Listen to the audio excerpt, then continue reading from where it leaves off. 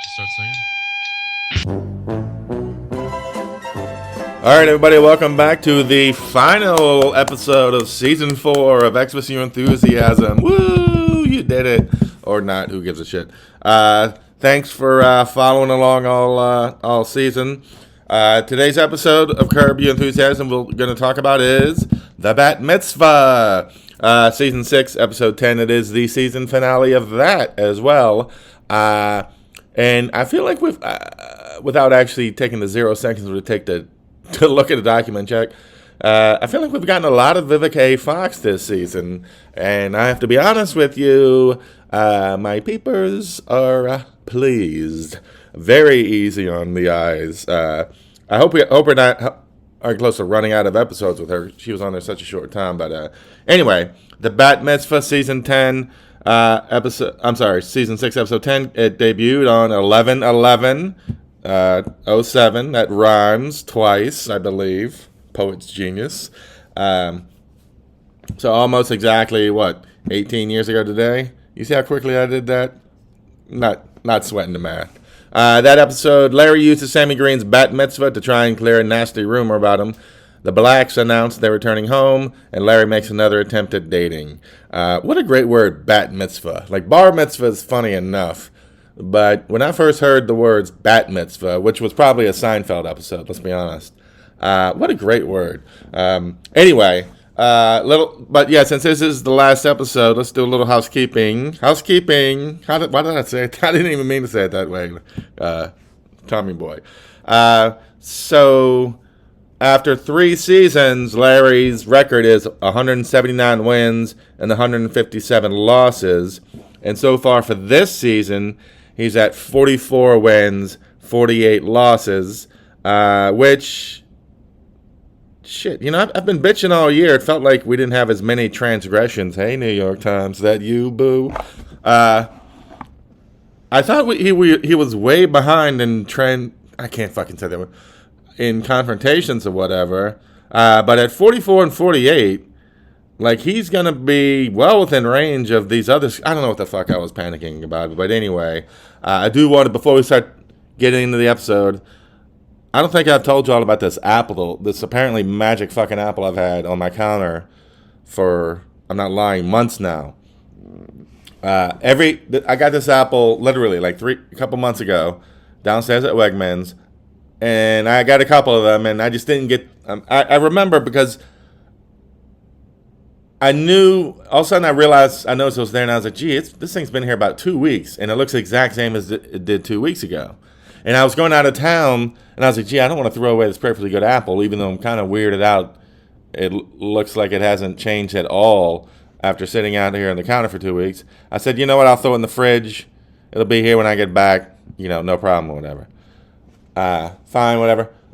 I just kept forgetting about it. I don't know why. Just sitting there on my counter. And all of a sudden I realized, gee, it's been like a month, and this apple looks the exact fucking same. Now, remember, of course, what I'm getting at is, remember that Fast Food Nation, Super Size Me movie, which I watched at McDonald's, where we're supposed to be horrified because, oh my God, we set this Big Mac in a jar and it didn't age, it didn't change for 8 billion years. Yeah, no shit. That's McDonald's thing, and that's why we love them. Looking forward to some sponsorship next season, McDonald's. Looking forward to some sponsorship next season, McDonald's. Slide into my DMs along with all the ladies out there at Mickey D's.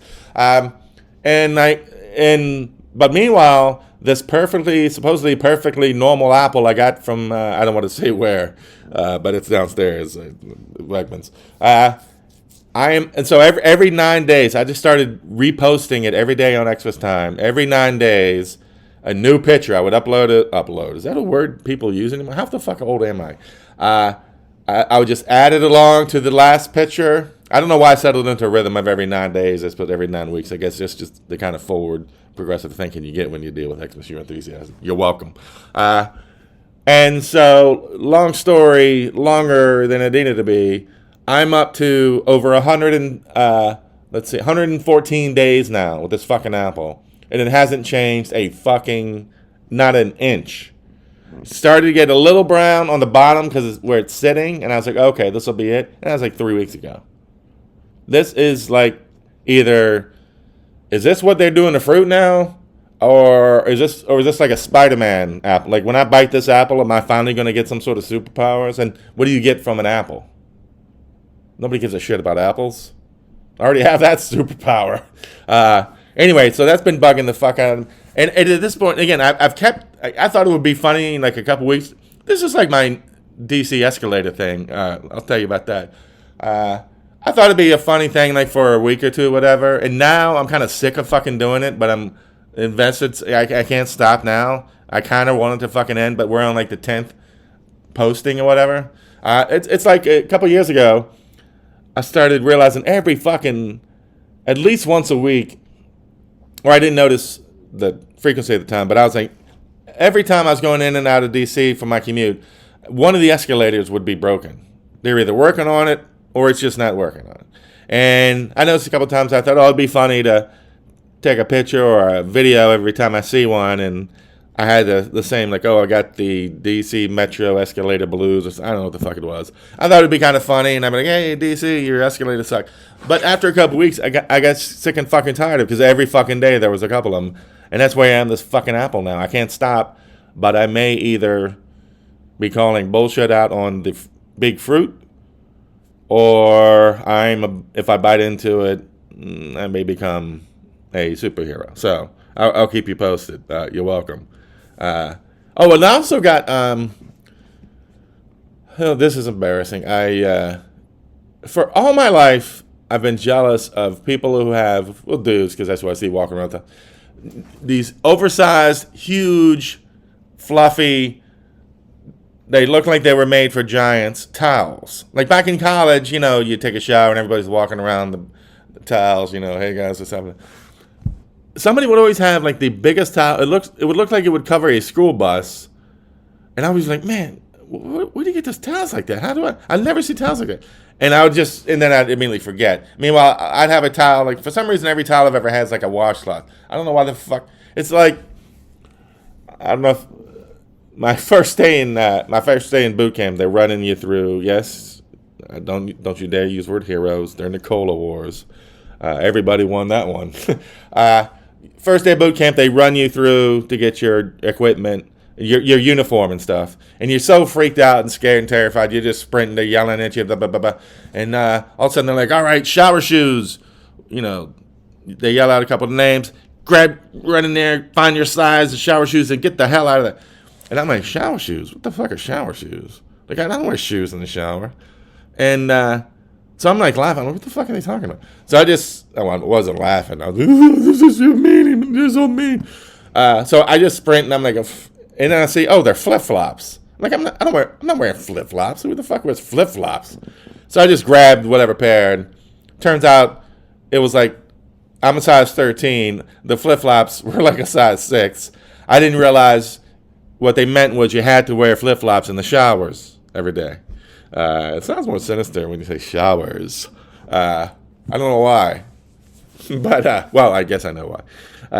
But anyway, so long story short, because I had flip-flops half my size, I would barely be able to pinch them on like my toes. And what the effect would be, gliding into this shower with 49 other dudes, I'd be basically as if I was on my tippy toes. Hello, boys. So that was 6 weeks of my life 1,000 years ago.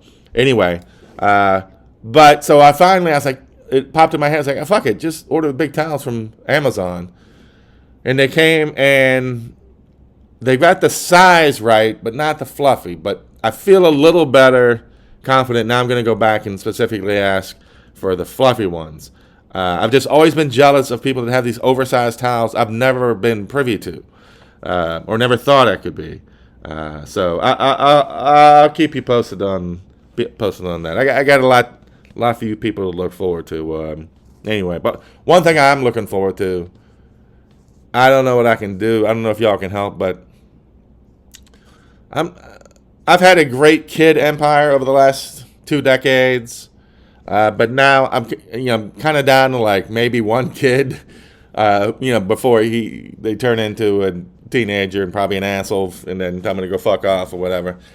And I realized I've never had a fat kid in my family. Like, all the kids in my family, they're all always kids this incredible shape, either just because they're kids or because the minute they are sentient, they become healthy. And it's just, I just want one fat kid. One kid I can just fucking throw chocolate at and they just smear it on their face. They're so happy and they just fucking blow up to where their parents are worried, even though I'm just talking like 2 years, 18 months, like between any range between 7 and 11.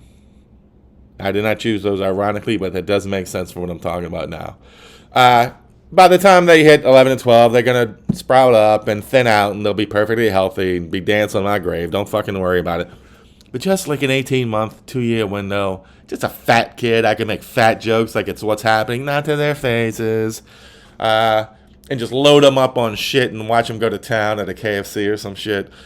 Just one kid. That's all I want for Christmas. So I don't know how I can make that happen, but that's my dream right now. Anyway. Oh, and also this week, happy birthday, me. This last November 9th, my goddaughter's birthday. Happy birthday. I posted about it plenty of times. Was, of course, the 20th anniversary of my first ever post, which is insane. Anyway, you'd be surprised at how many people don't give a shit about it, only if you believe that one person did. Anyway, so that's it for that. Don't forget, this season has been brought to you, or was brought to you, by Roy Rogers. Roy Rogers, you're the one who took the wrong exit. You eat this shit. All right, the Bat Mitzvah. Let's get into it right now. Okay, nothing really to report so far, but Michael McKeon has walked into Larry's office. Michael McKeon, as in Lenny and Squiggy from Laverne and Shirley.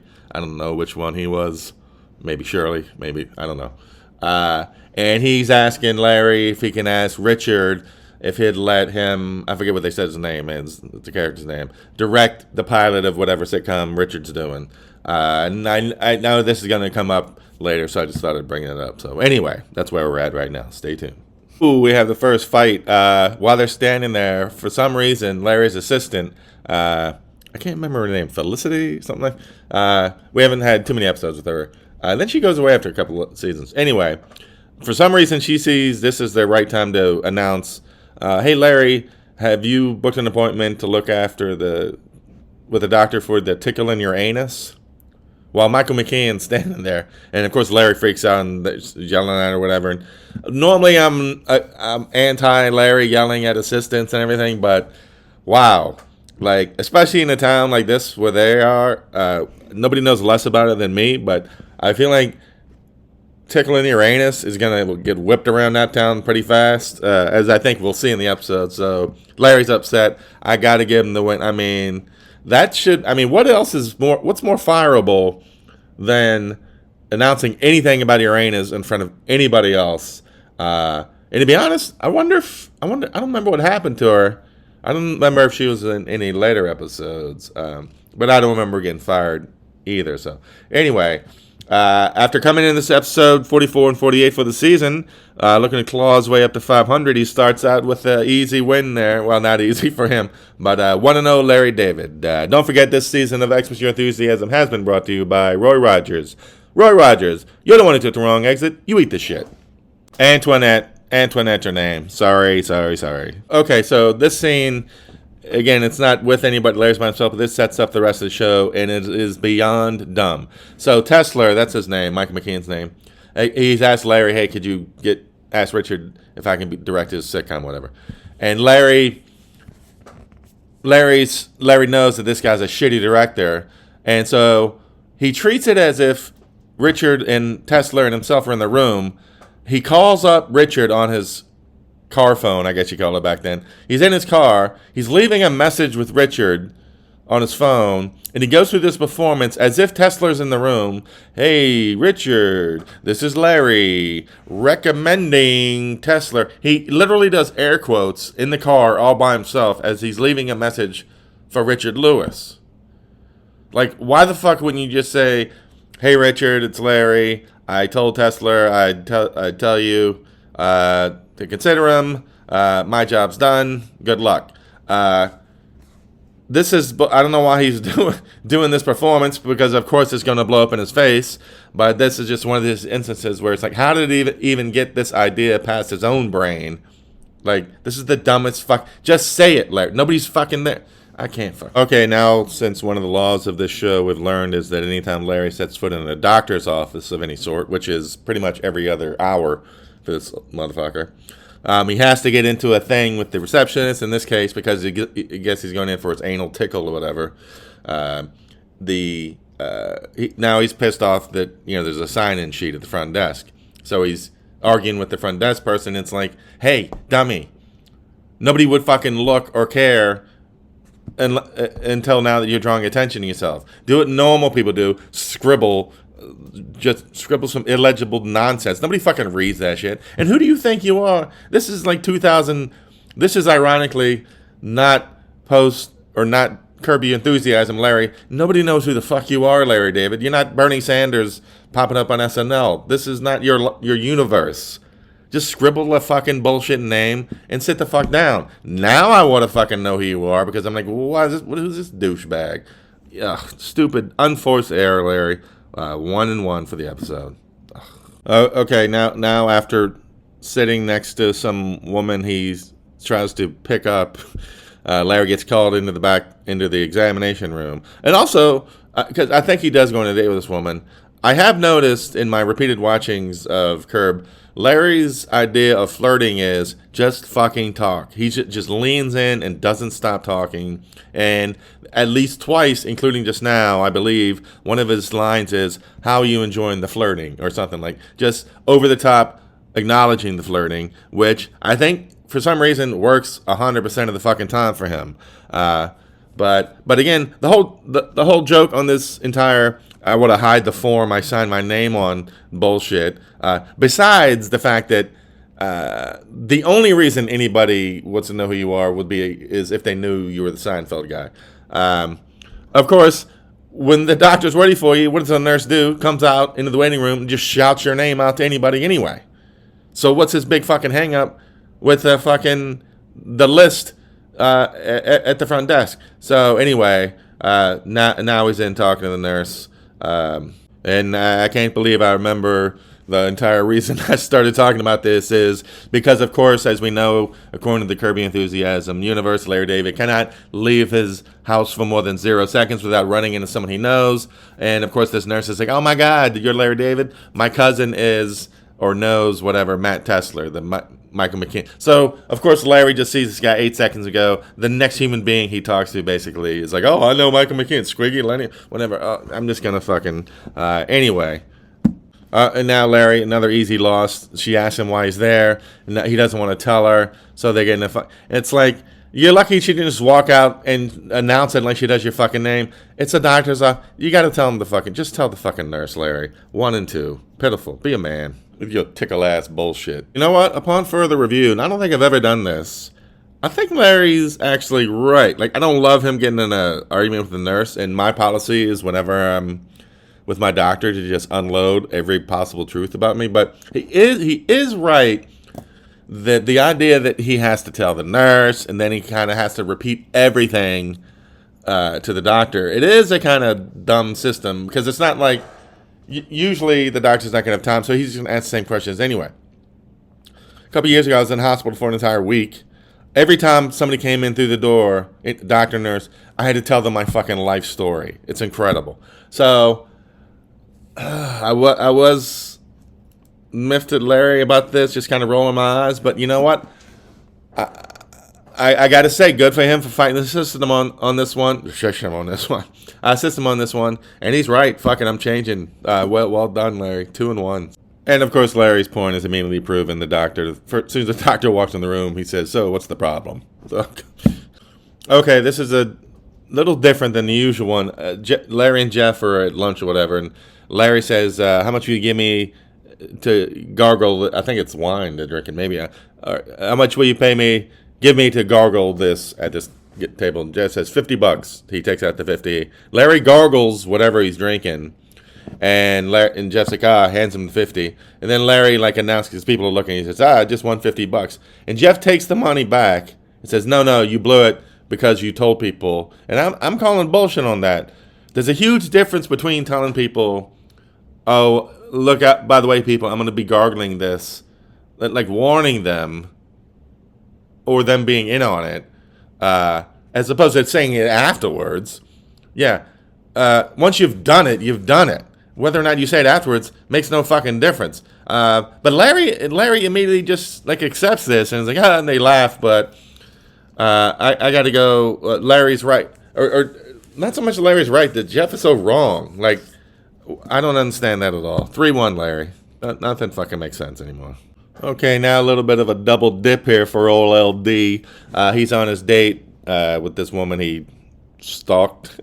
They're double dating with Jeff and Susie, and they're sitting there squirming because they both got the anal itch or anal tickle or whatever. But Larry, of course, provokes her into an art fight about it, and it's like, "What were you? Why were you at this office? Whatever, blah blah blah." So that's a fucking loss. And then she's like, "You know what? I want to go," and she framed it as, "I don't like the movie" or whatever. But she's like, "I'd like to leave," and Larry's like, "I don't want to. There's still time.